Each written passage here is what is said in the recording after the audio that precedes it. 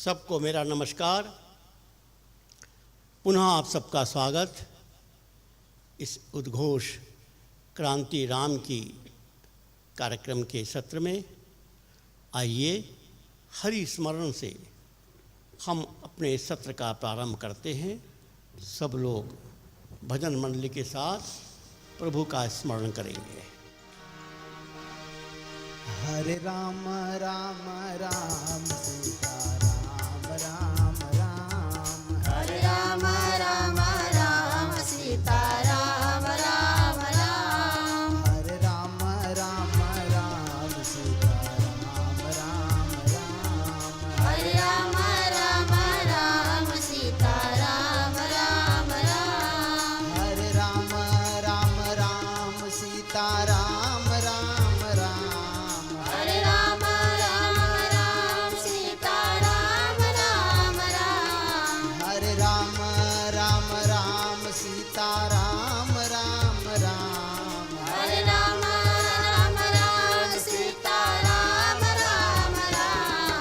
हरे राम राम राम सीता राम राम राम। हरे राम राम राम सीता राम राम राम। हरे राम राम राम सीता राम राम राम। हरे राम राम राम सीता राम राम राम।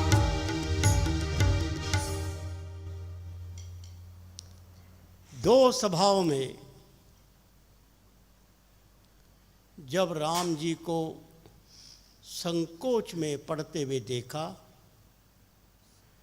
तो भरत जी के मन में एक चिंतन शुरू हुआ, कहीं ऐसा तो नहीं है कि राम जी मेरी मांग सुनकर अंदर से दुखी हैं, द्वंद्व में हैं। क्योंकि मेरा स्वार्थ है कि राम जी वापस चले और राम जी जग कल्याण के लिए एक मार्ग लेकर निकले हैं। दोनों में परस्पर विरोध है। तो सेवक का धर्म हमेशा कठोर होता है, क्योंकि सेवक का अपना स्वार्थ और स्वामी के प्रति कर्तव्य का भाव, दोनों में विरोध होना स्वाभाविक है। तो भरत जी के मन में आया कि किसका पालन होना चाहिए, स्वामी की इच्छा का पालन होना चाहिए या सेवक की इच्छा का पालन होना चाहिए। और भरत जी के मन में ये भाव जग गया कि मैं गलत मांग करके आया हूं। भैया मना भी नहीं कर पा रहे और भैया मान भी नहीं रहे। मन में दुखी हैं, तभी संकोची हैं, चुप हो जाते हैं। ऐसा लगता है कि अंदर से उनके अंदर बहुत द्वंद्व है। मुझको नाराज भी नहीं करना चाहते, लेकिन अपने कर्तव्य पथ को छोड़ना भी नहीं चाहते। अंत में भरत जी का ही हृदय परिवर्तन हो गया और भरत जी ने कहा कि भैया मैं समझ गया, वापस जाने में हमारा स्वार्थ है और आपकी आज्ञा मानने में जगत का कल्याण है। इसलिए अब आपकी ही आज्ञा सर्वोपरि है। और भरत जी ने उनसे कहा कि अब केवल आप कोई चिन्ह दे दीजिए जिससे कि मैं संतुष्ट होकर उसको देखकर 14 वर्ष का समय निकालूं। राम जी ने अपनी खड़ाऊं दे दी और भरत जी उसको लेकर वापस चले गए। बात बहुत सरल लग रही है, लेकिन इतनी सरल नहीं है। पहली बात, क्या भरत जी को नहीं मालूम था कि मेरे इस प्रस्ताव पर राम जी जिस प्रकार गए हैं, जो वार्ता हुई है, दशरथ जी से जो वार्ता हुई, गुरु वशिष्ठ से जो वार्ता हुई सब भरत को मालूम था, फिर क्यों आया वो? और यहां कौन सी नई बात हो गई जो कि उनको नहीं मालूम थी? और अब इनके अंदर का वो भाव जग गया। बौद्धिक दृष्टि से कोई अंतर नहीं था, लेकिन एक बड़ा अंतर था कि वहां अयोध्या थी, अब चित्रकूट है। अयोध्या में नगरीय संस्कृति थी और चित्रकूट यह तो पूरी तरह वनवासी क्षेत्र था। 6 दिन वहां रहे, बाकी वनवासी समाज का उन्होंने व्यवहार देखा। जैसा पिछले सत्रों में मैंने बताया कि प्रभु यहां आए कुछ ही दिन तो हुए और उतने दिनों में सारा वनवासी समाज उनका प्रिय बन गया। सारा वनवासी समाज पूरे अयोध्या के लोगों को सेवा कर रहा है, उनके दुख दूर हो गए, उनके दोष दूर हो गए। हम लोग सोच नहीं सकते थे कि हम कहाँ ठहरेंगे, हम तो जल्दीबाजी में लेकर सबको ले आए, लेकिन इस वनवासी समाज के अंदर इस परिवर्तन को देखकर भरत जी और अयोध्या वासियों के हृदय में निश्चित परिवर्तन हुआ होगा।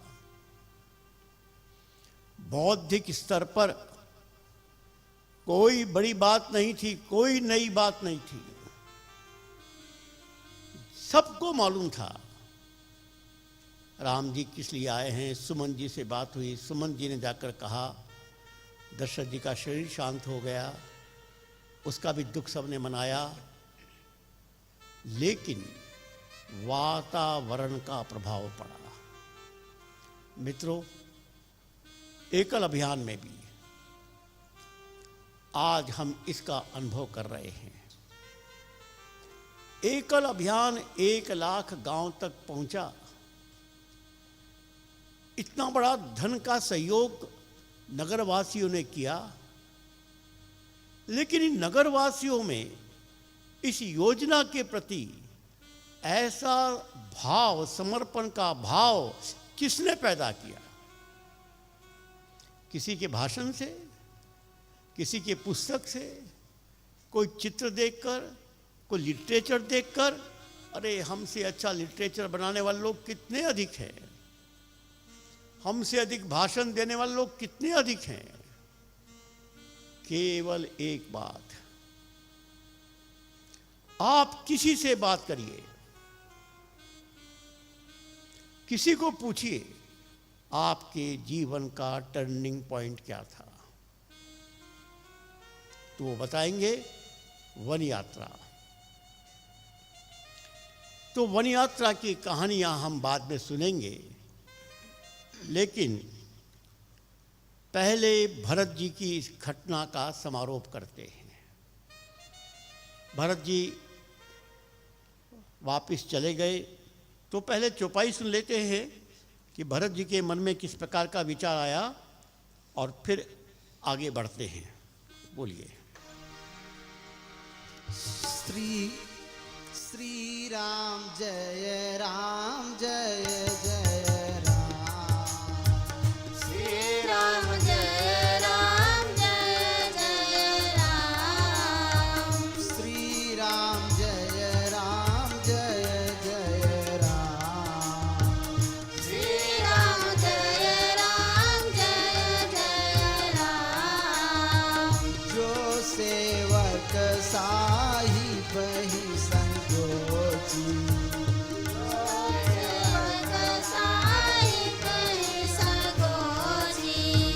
निज हित चहिता सुमति पोची। निज हित चाहता सुमति बोझी। सेवक हित साहिब सेवकाई। सेवक हित साहिब सेवकाई। करे सकल शुभ लोभ विहाई। करे सकल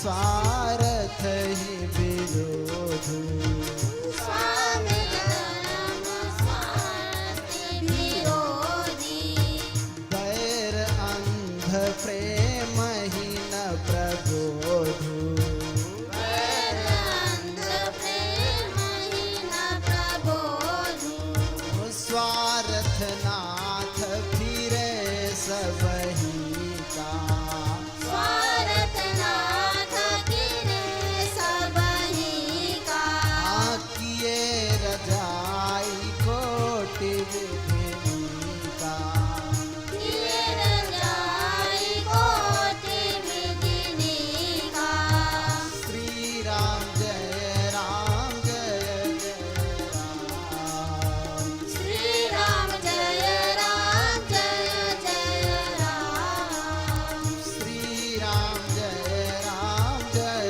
जय राम श्री राम जय राम जय जय राम वही बात चौपाइयों में कही गई। तुलसीदास जी कह रहे हैं कि भरत जी के मन में अंदर से एक ज्ञान प्रकट हुआ और बहुत बड़ी बात कही कि बैर अंधा होता है और प्रेम अज्ञानी होता है। जब आदमी कोई बैर करता है तो सोचता नहीं है, वो उसमें कुछ भी कर लेता है। ऐसा जब प्रेम होता है तो वो भी अज्ञानी होता है। इसलिए मेरा प्रेम अज्ञान से भरा हुआ है, ऐसा भरत के मन में आया। और भैया मेरे संकोच के कारण कुछ कह नहीं पा रहे हैं, उनके वापस जाने में मेरा स्वार्थ हो रहा है। और कहा भैया मैं समझ गया कि आपके वापस जाने में मेरा स्वार्थ पूरा होता है, लेकिन आपकी बात मानने पे जग का कल्याण होता है। इसलिए भैया आप रहिए। और उन्होंने खड़ाऊं दी। भरत जी वहाँ पर गए। भरत जी ने वहाँ का प्रसंग बाद में सोचेंगे, लेकिन एक बड़ी बात यहाँ पर, अपने सहयोगी कार्यकर्ता को अपने विचार में सहमत करने की प्रक्रिया क्या होनी चाहिए, इसकी चर्चा हमने यहाँ की। ऐसा ही एक उदाहरण महाभारत का भी है। महाभारत में अर्जुन और कृष्ण। अब अर्जुन भगवान कृष्ण के लिए सबसे महत्वपूर्ण पात्र था और अर्जुन ही युद्ध करने से मना कर रहा था। और बिना युद्ध किए धर्म की स्थापना कैसे होगी? क्योंकि कृष्ण तो दुर्योधन को समझाने के लिए गए थे और दुर्योधन जो व्यवहार किया उससे कृष्ण ने निर्णय कर लिया कि बिना युद्ध के कोई उपाय नहीं है। अब धर्म की स्थापना युद्ध से ही होगी। लेकिन उनका सबसे प्रिय पात्र पहले अध्याय में कह रहा है कि कृष्ण, क्या तुम्हारे दिमाग में आया है मैं अपने सगे संबंधियों को मारूं? मेरे चाचा, ताऊ, भाई, बहन सब मेरे सामने खड़े हैं। और एक बहुत ही असंसदीय भाषा में एक प्रकार से कृष्ण को गाली दे दी कि तुम क्या ये समझते हो कि मैं सारे पुरुषों को मार दूं और हमारे परिवार की सारी महिलाएं वर्ण संकर हो जाएं? क्या मैं इसका पाप लूंगा? बहुत नाराज होकर अर्जुन निराश होकर बैठ जाता है और गांडीव रख देता है रथ में। मैं युद्ध नहीं करूंगा। बिल्कुल वही अवस्था जैसे भरत को सोच के आया था कि मैं राम भैया को लेकर जाऊंगा, ऐसे अर्जुन ने तय किया मैं युद्ध नहीं करूंगा। अब देखो, कृष्ण को 18 अध्याय 700 श्लोक बोलने पड़े, तब जाकर अर्जुन के मन में मोह नष्ट हुआ। और जब अर्जुन ने कहा नष्टो मोहा स्मृति लब्धा, हे कृष्ण तुम्हारे प्रयास से मेरा मोह नष्ट हो गया, मेरी स्मृति वापिस आ गई। इसितोस्मि गत संदेहा करिष्ये वचनम तव, अब तुम जो कहोगे मैं करूँगा। यह कहलवाने के लिए कृष्ण को 700 श्लोक बोलने पड़े, 18 अध्याय, बीच में एक अपना विराट स्वरूप दिखाना पड़ा। क्या क्या प्रश्न पूछे, कितना तर्क किया, लेकिन कृष्ण ने धैर्य नहीं खोया। हमारा महत्वपूर्ण कार्यकर्ता हो सकता है कि हमारी बात आसानी से नहीं मान रहा है, लेकिन आपको धैर्य नहीं खोना है। धैर्य पूर्वक, प्रेम पूर्वक। अब प्रेम ऐसा, शायद दो दोस्तों में वैसा प्रेम न हो जो कृष्ण और अर्जुन के व्यवहार में। अरे पहले अध्याय में अर्जुन ने गाली दे दी कृष्ण को, और दूसरे अध्याय में कृष्ण ने गाली दे दी अर्जुन को। ये गाली का व्यवहार तो प्रेम के दोस्ती का एक पराकाष्ठा थी। अर्जुन भी साफ साफ कह रहा मैं युद्ध नहीं करूंगा, और कृष्ण भी कहते मुझे युद्ध करना पड़ेगा। इस प्रकार की बातचीत में प्रश्न उत्तर होते हैं, मन में अनेक प्रकार की शंका होती है। क्या क्या नहीं समझाया। मित्रों, हमको भी संगठन करना है। एक अभियान में सेवा हमारा प्रवेश मार्ग है, संगठन हमारा लक्ष्य है। ध्यान रखिए, सेवा के माध्यम से हम संपर्क करते हैं। जितनी भी पंचमुखी शिक्षा है, ये शिक्षा के द्वारा हम इस वनवासी समाज के दिल के निकट जाने की सड़क को पार कर रहे हैं। अर्थात हम सेवा के द्वारा उनके प्रति अपने प्रेम को प्रकट कर रहे हैं। सचमुच हम सेवा नहीं कर रहे, हम केवल प्रेम कर रहे हैं। जैसे एक माँ अपने बेटे को प्यार करती है तो क्या करती है?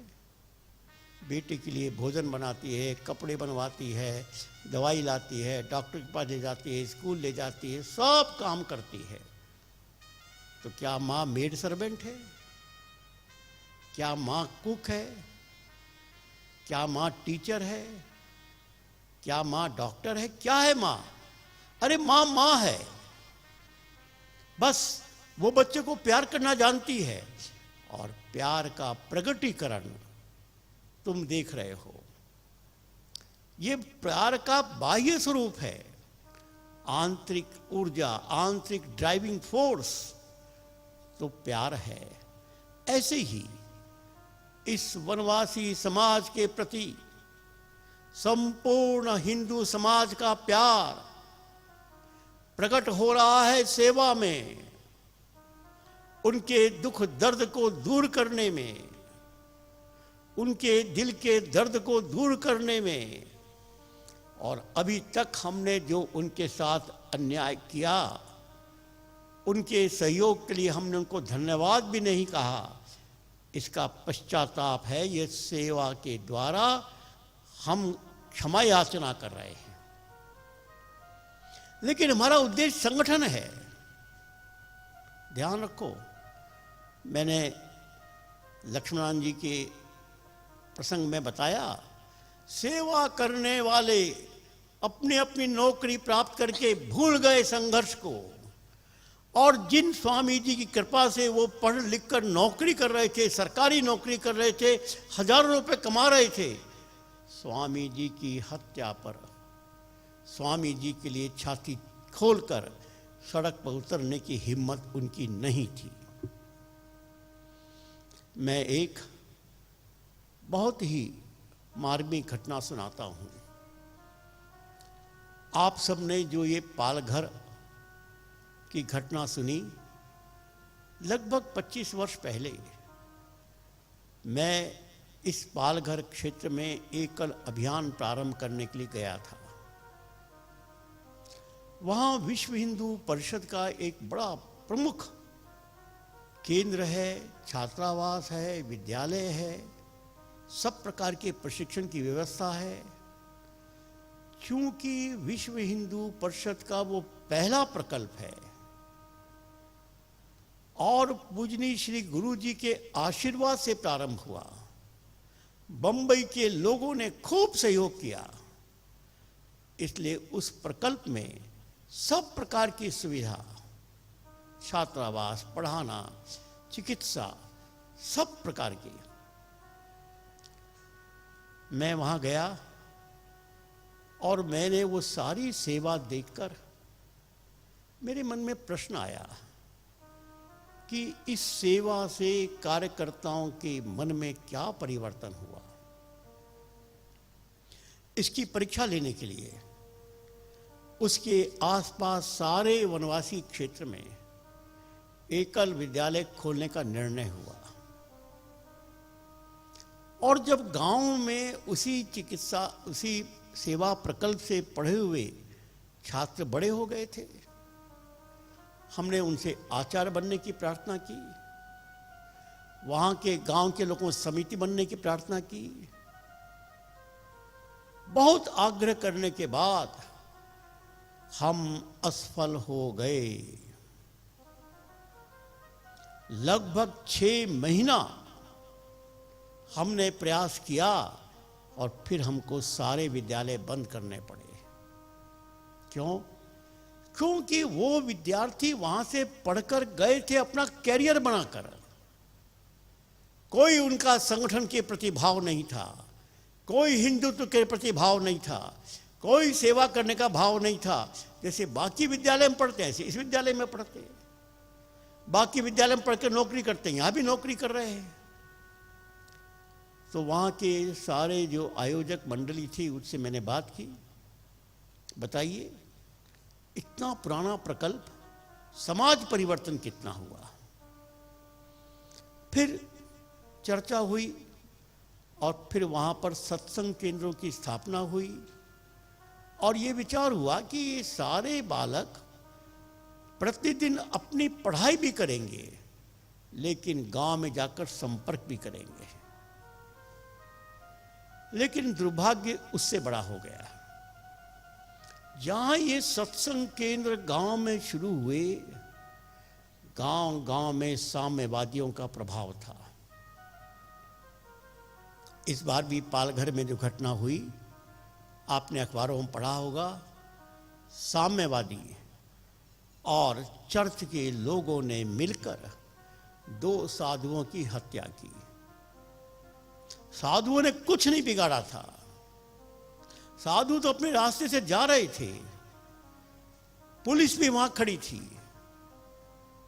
और साधु आ रहे हैं यह सूचना उनके पास पहुंची और वो लोग निकल आए। क्योंकि चर्च ने वहां के लोगों के मन में हिंदुत्व के प्रति इतनी घृणा पैदा की कि साधुओं को देखकर ही सारी भीड़ उग्र हो गई और साम्यवादियों ने तो हिंसा करना सिखाई। कैसी बर्बर हत्या हुई है, आप सब ने वह वीडियो देखा होगा कि एक 70 वर्ष का साधु पुलिस के छत्र छाया में आता है, पुलिस उसको छोड़ देता है और वो कैसे बर्बरता से लोग मार मार कर उसकी हत्या कर देते हैं। ये वहां पर साम्यवादियों का प्रभाव। ऐसी एक घटना उस आश्रम में भी हुई। चारों ओर से गांव गांव के लोग यही साम्यवादी चर्च द्वारा प्रभावित उस आश्रम पर आक्रमण करने आए। आश्रम के जो अधीक्षक थे, सबके सामने उनकी बहुत बुरी तरह पिटाई हो रही थी और सारे छात्र छात्रावास में अपने अपने कमरों से देख रहे थे। और वो छात्रावास की संख्या, यदि सारे छात्र निकल आते तो जिन्होंने आक्रमण किया वो बचते नहीं। ये तो अधीक्षक महोदय को मरणासन्न समझकर वे आक्रमणकारी गए। आक्रमणकारी वही साम्यवादी थे, क्योंकि वहाँ बहुत पुराना साम्यवादियों का गढ़ है। वहीं के विधायक सांसद सब साम्यवादी बनते हैं और अब तो उनका, जिनकी सरकार है उनसे इनका गठबंधन है, इसलिए पुलिस भी उनके साथ है। लेकिन प्रश्न यह है कि हमारा प्रकल्प, हम बच्चों को पढ़ा रहे हैं, निःशुल्क पढ़ा रहे हैं, सारी व्यवस्था कर रहे हैं, और वो सब अपने अधीक्षक को मरते हुए देख रहे हैं चुपचाप दर्शक बनकर। इसके बाद सारे वनवासी कल्याण आश्रम में चिंतन शुरू हुआ, क्योंकि वो छात्रावास वनवासी कल्याण आश्रम से संबंधित था। वहाँ पर अन्य भी ऐसे छात्रावास थे और मैं वनवासी कल्याण आश्रम का ही कार्यकर्ता था। तो चिंतन शुरू हुआ कि हम क्या कर रहे हैं। अरे जब पूजनीय श्री गुरु जी के मार्गदर्शन में बाड़ा साहब देशपांडे नागपुर छोड़कर जशपुर गए, वकालत शुरू की और वहाँ पर वनवासी कल्याण आश्रम का काम शुरू किया, और वहाँ पर उस समय बप्पा जी ये काम करते थे, उनसे उन्होंने सीखा। चूंकि प्रारंभिक समय था और हमें समाज में प्रवेश करना था, इसलिए छात्रावास शुरू किया गया, विद्यालय शुरू किया गया। प्रवेश के लिए वो एकमेव मार्ग था। लेकिन अब तो कल्याण आश्रम को 40 साल हो गए और उसके बाद भी हम यदि वही पद्धति अपना रहे हैं, अब तो कोई प्रवेश करने में बाधा नहीं है, जहां चाहो वहां प्रवेश करो। हमने भी एकल विद्यालय के लिए सब जगह खोला, कहीं विरोध नहीं हुआ। अब आपको सोचना पड़ेगा कि आप सेवा के द्वारा संगठन कर रहे हैं कि नहीं कर रहे, और नहीं कर रहे तो ऐसी घटनाएं घटेंगी। और संगठन करने के लिए व्यक्तियों को जोड़ना पड़ता है, उनके दिल को जीतना पड़ता है। इसी प्रकार भगवान कृष्ण ने भी अर्जुन को सहन किया और अंत में उनको मनवा लिया। रामायण में ही अंगद का प्रसंग आता है। अंगद तो बाली का बेटा था, बाली रावण का मित्र था, और राम जी ने अंगद को ही दूत बनाकर भेजा। सोचो राम जी भी रिस्क लेने में कितना आगे बढ़ते हैं। विभीषण रावण के भाई को अपना मुख्य सचिव बना लिया और रावण के दोस्त बाली के बेटे अंगद को दूत बनाकर भेजा। उस समय आज विचार करिए कितना बड़ा खतरा था। और रावण ने अंगद को प्रलोभन पर प्रलोभन दिए। बाली उनका मित्र था, इस आधार पर अंगद को राम जी का पक्ष छोड़कर विद्रोह करने के लिए क्या नहीं समझाया। लेकिन अंगद वहां डटा रहा। क्या था अंगद को? अंगद को राम जी ने क्या दिया था? केवल प्रेम और विश्वास। तारा को राम जी ने क्या दिया था? केवल प्रेम और विश्वास। और इसी के आधार पर अंगद, सुग्रीव, सारा परिवार राम जी के लिए अपने प्राणों की बाजी लगाने को तैयार। मित्रों, हमें भी संगठन करना है। और अब तो एकल अभियान, इसके लिए हमारी दो धाराएं बन गई हैं। एक धारा एकल अभियान, जिसमें 1 लाख गांव में पंचमुखी शिक्षा को गुणवत्ता से स्थापित करके विद्यालयों को स्वावलंबी बनाने का अब हम प्रयास कर रहे हैं, वो लक्ष्य है। लेकिन इसके साथ दूसरी धारा है जिसका नाम है एकल शिव क्रांति, शिव समाज में क्रांति। और ये क्रांति संगठन के द्वारा होगी। ये क्रांति हर उस रावण के विरुद्ध होगी जो गांव की सीता के लिए हरण करने के लिए आएगा। लेकिन ये क्रांति संगठन से ही संभव है। लोगों को जोड़ना पड़ेगा, कार्यकर्ता जोड़ना पड़ेगा, राम बनना पड़ेगा।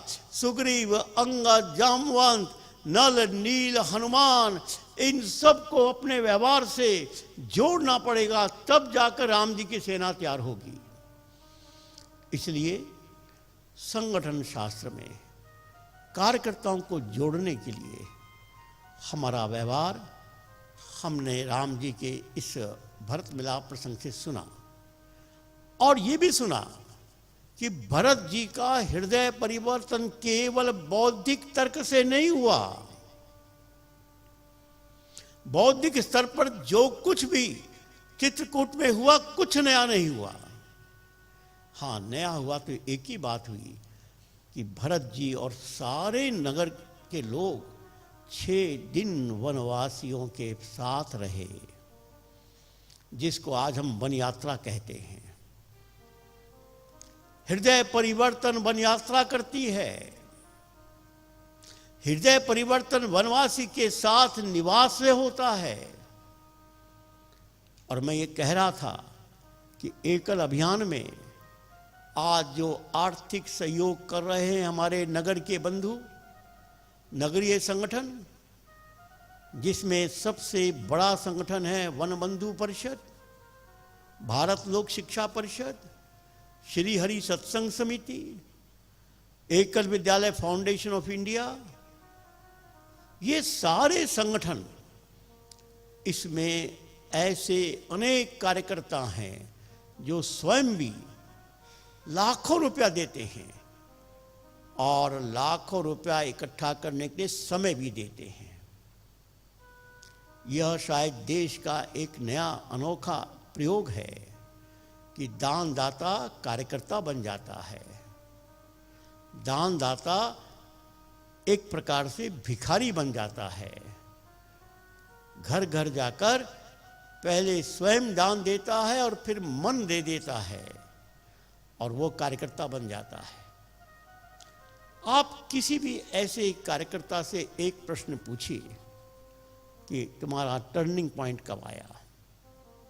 100 में 100 लोग एक ही बात कहेंगे, वन यात्रा में हम गए थे और वहां हमारा हृदय परिवर्तन हो गया।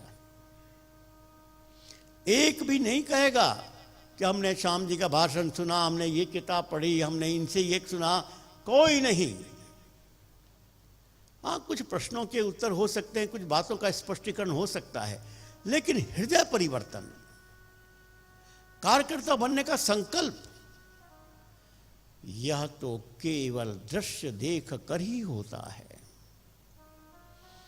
और इस वन यात्रा के अनुभव हम सबको एक बार सुनना चाहिए, क्योंकि आपको भी अपने अपने क्षेत्र में अपने संगठन का विस्तार करने के लिए यह वन यात्रा ही एकमेव मार्ग है।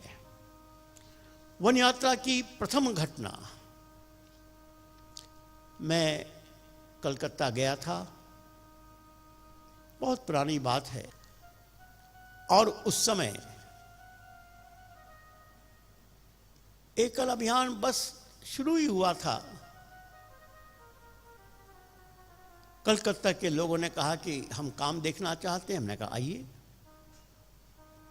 आपको आश्चर्य होगा कि उस समय वनवासियों को यह समझाने के लिए कि कलकत्ता के लोग तुमको मिलने आ रहे हैं, बहुत कठिन काम था, क्योंकि हमारे संपर्क से उनके अंदर स्वाभिमान तो जगा। वो हमसे पूछते थे तो भाई क्यों आ रहे हैं, क्या देखने आ रहे हैं? हमारी गरीबी देखने आ रहे हैं, हमारा नृत्य देखने आ रहे हैं, हमारी महिलाओं को देखने आ रहे हैं, वो धन देते हैं उसका असर देखने आ रहे हैं, क्यों आ रहे हैं? इस क्यों आ रहे का उत्तर देना उस समय कठिन था। प्रारंभ के समय वन यात्रा के पूर्व की प्रस्तुति के लिए मैं ही प्रवास करता था और मेरे सामने ये संकट खड़ा हुआ, मैं क्या जवाब दूं? राम जी ने एक बुद्धि दी और मैंने अपनी भूमिका बदल दी। मैं कहा देखो भाई, तुम लोग वनवासी कल्याणाश्रम का काम करते हो, एकल विद्यालय में तुम लोग विभिन्न दायित्व में हो, तुम्हारा प्रशिक्षण होता है कि नहीं होता? हाँ होता है। तुमको प्रशिक्षण वर्ग में जाकर कुछ सिखाया जाता है कि नहीं? हाँ सिखाया जाता है। तो क्या नगरीय लोगों का प्रशिक्षण नहीं होना चाहिए? हाँ होना चाहिए, लेकिन इससे क्या मतलब है? वो तुम्हारे पास सीखने आ रहे हैं, तुम उनके प्रशिक्षक हो, वो तुमसे भी अधिक गरीब हैं, वो तुमसे भी अधिक उपेक्षित हैं। क्या कह रहे हैं आप? हाँ मैं ठीक कह रहा हूं। देखो तुम्हारे पास खुली हवा है और उन बेचारों के पास हवा एक मशीन से आती है। अच्छा, तुम्हारे पास खुला तालाब है, उनके पास पानी एक टोंटी से टुप टुप करके आता है। अरे, तुम्हारे पास एकड़ों में जमीन है, उनके पास फुट में जमीन है। अरे, तुम्हारे पास पहाड़ है, पेड़ है, और उनके पेड़ छोटे छोटे गमले में दिखता है। उनको लगा अरे तो फिर यहां क्यों आ रहे हैं?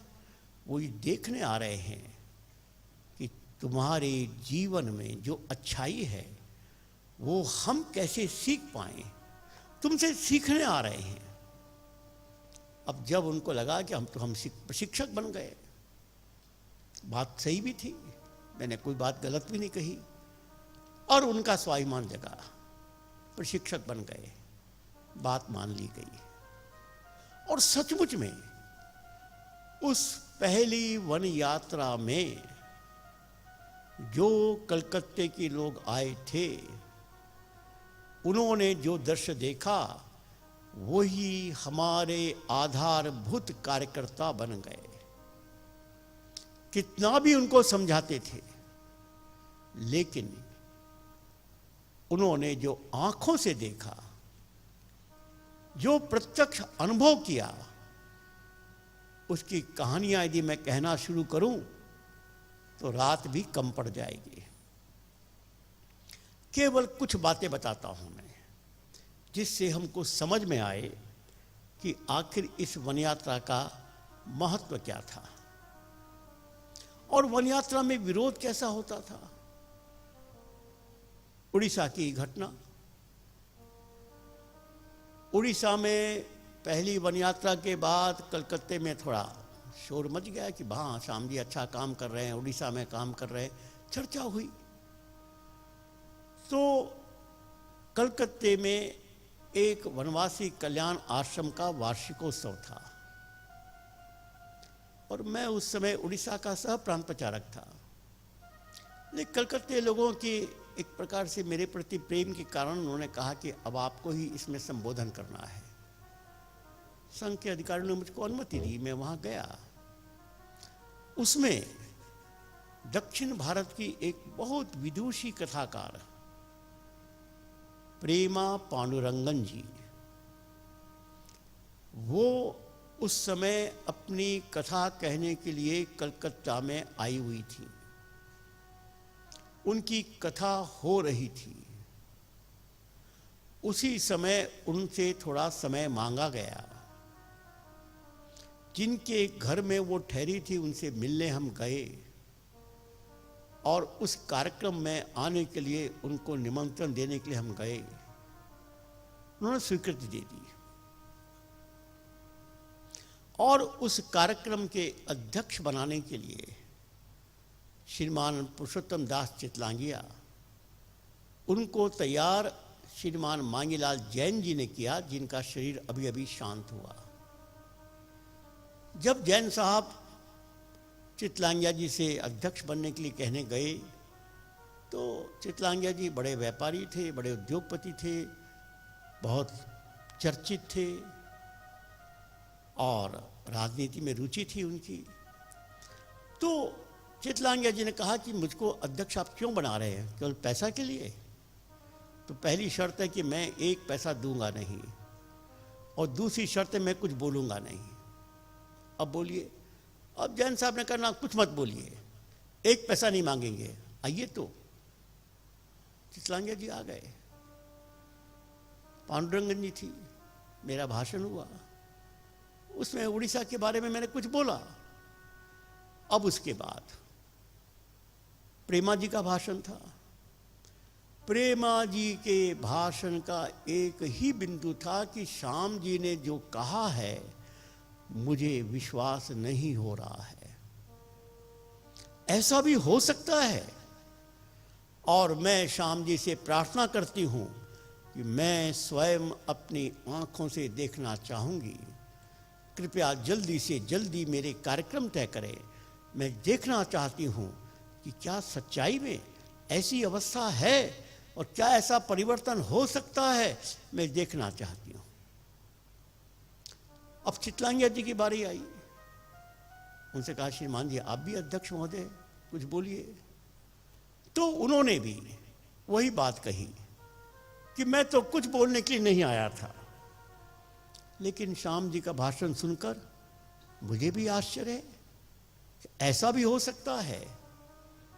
वह सभा वहां पूरी हुई और उसके बाद प्रेमा जी को लेकर हम लोग उड़ीसा में गए। उस वन यात्रा की चर्चा अगले सत्र में मैं करूंगा। अभी यहीं पर समारोह करते हैं इस सत्र का। सबको नमस्कार, धन्यवाद।